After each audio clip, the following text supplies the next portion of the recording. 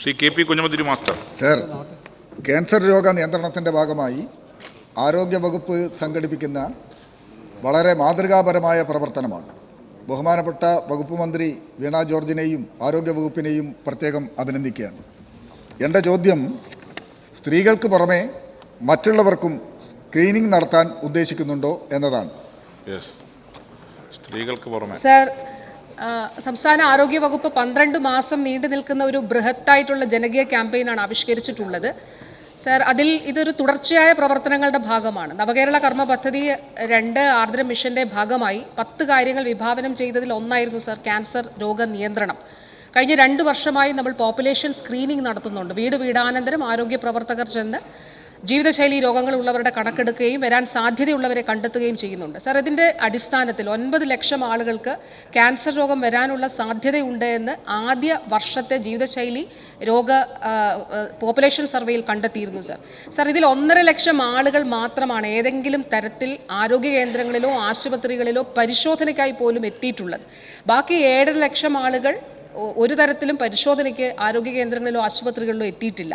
Sir, ഇതിൻ്റെ ഒരു പശ്ചാത്തലത്തിൽ കൂടിയാണ് ആരോഗ്യം ആനന്ദം അകറ്റാം അർബുദം എന്ന ജനകീയ ക്യാമ്പയിൻ. സംസ്ഥാന ചരിത്രത്തിലെ ഏറ്റവും വലിയൊരു ക്യാമ്പയിൻ കൂടിയാണ്. സർ, ഇന്ന് രാവിലെ വരെ 5,09,000 സ്ത്രീകൾ ഇതിൽ സ്ക്രീൻ ചെയ്തിട്ടുണ്ട്.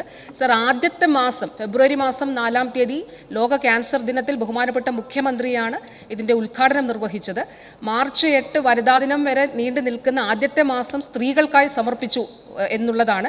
ബാക്കിയുള്ള എല്ലാ ജനവിഭാഗങ്ങൾക്കും സർ 12 മാസ കാലയളവാണ്. പുരുഷന്മാർക്കും ട്രാൻസ് കമ്മ്യൂണിറ്റിയിൽപ്പെട്ടവർക്കും തന്നെ ഈ സ്ക്രീനിങ്ങിന് വിധേയരാകണം എന്നുള്ളതാണ് ആരോഗ്യ വകുപ്പ് ഇതിലൂടെ ലക്ഷ്യമിടുന്നത്. സർ, ഇതിലൂടെ ആത്യന്തികമായി ഒരു ബിഹേവിയറൽ ചേഞ്ച്, അതായത് കൃത്യമായ ഇടവേളകളിൽ 30 വയസ്സിന് മുകളിലുള്ള മുഴുവൻ ആളുകളും ക്യാൻസർ സ്ക്രീനിങ്ങിന് വിധേയമാകണം എന്നുള്ളതാണ് ലക്ഷ്യം വെക്കുന്നത്. ഇതിന് കാരണം സർ, നമ്മൾ കേരളത്തിൽ 3-മത്തെയോ 4-മത്തെയോ ഫേസിലാണ് ഭൂരിപക്ഷം ആളുകളും ക്യാൻസർ കണ്ടെത്തുന്നത്.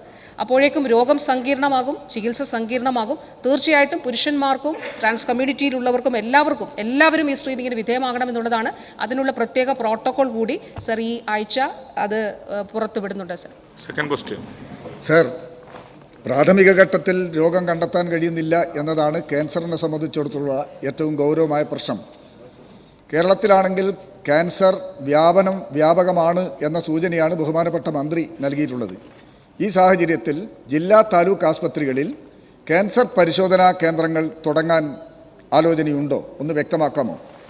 സർ, ഈ ക്യാമ്പയിൻ്റെ ഭാഗമായി ഇപ്പോൾ സംസ്ഥാനത്തെ സർക്കാരിൻ്റെ കീഴിലുള്ള സർക്കാർ സംവിധാനത്തിന് കീഴിലുള്ള 1392 ആരോഗ്യ കേന്ദ്രങ്ങളിലും ആശുപത്രികളിലും സ്ക്രീനിംഗ് സംവിധാനമുണ്ട്. സർ, എല്ലാ കുടുംബാരോഗ്യ കേന്ദ്രങ്ങളിലും സ്ക്രീനിംഗ് സൗകര്യം ഒരുക്കിയിട്ടുണ്ട്. ഇതുകൂടാതെ താലൂക്ക് ആശുപത്രികൾ, താലൂക്ക് ഹെഡ്ക്വാർട്ടേഴ്സ് ആശുപത്രികൾ, ജില്ലാ ആശുപത്രികൾ, ജനറൽ ആശുപത്രികൾ, മെഡിക്കൽ കോളേജുകൾ, നമ്മുടെ റീജിയണൽ ക്യാൻസർ സെൻ്ററുകൾ, ഇവിടെയെല്ലാം തന്നെ സ്ക്രീനിംഗ് സൗകര്യം ഏർപ്പെടുത്തിയിട്ടുണ്ട്. സർ, ഇത് കൂടാതെ ഇപ്പോൾ നമ്മുടെ തൊട്ടടുത്തുള്ള കുടുംബാരോഗ്യ കേന്ദ്രത്തിൽ നമ്മൾ ചെന്ന് പരിശോധിച്ചു. ഒരാൾ ചെന്ന് പരിശോധിക്കുമ്പോൾ ഒരു ലംബുണ്ട്, മാമോഗ്രാം എടുക്കണം, അല്ലെങ്കിൽ തുടർ പരിശോധന വേണമെങ്കിൽ നമ്മൾ ഇതിനൊരു പ്രോട്ടോകോൾ രൂപീകരിച്ചിട്ടുണ്ട്. സർ, ഒരു ബ്രസ്റ്റ് ക്യാൻസറുമായി ബന്ധപ്പെട്ടാണെങ്കിൽ സർജനെ വീണ്ടും കാണേണ്ടതായിട്ടുണ്ട്. സർജനെ കാണുമ്പോൾ അദ്ദേഹമാണ് നിർദ്ദേശിക്കുക മാമോഗ്രാം എടുക്കണം എന്നുള്ളത്. അങ്ങനെയാണെങ്കിൽ അതിനൊരു ക്യാൻസർ ഗ്രിഡ് രൂപീകരിച്ചിട്ടുണ്ട്. സർ, ഓരോ ജില്ലയിലും എവിടെയൊക്കെയാണ് ഈ സൗകര്യങ്ങൾ ഉള്ളത് എന്നത് സംബന്ധിച്ചൊരു ക്യാൻസർ ഗ്രിഡ് രൂപീകരിച്ചിട്ടുണ്ട്.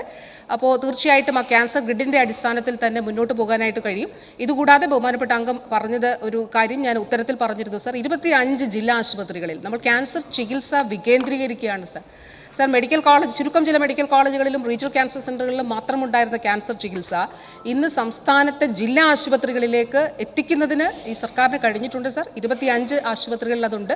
കൂടുതൽ ആശുപത്രികളിലേക്ക് ചികിത്സ കൂടി വികേന്ദ്രീകരിക്കുന്നതിനുള്ള നടപടികളാണ് സംസ്ഥാന ആരോഗ്യ വകുപ്പ് സ്വീകരിച്ചു വരുന്നത്.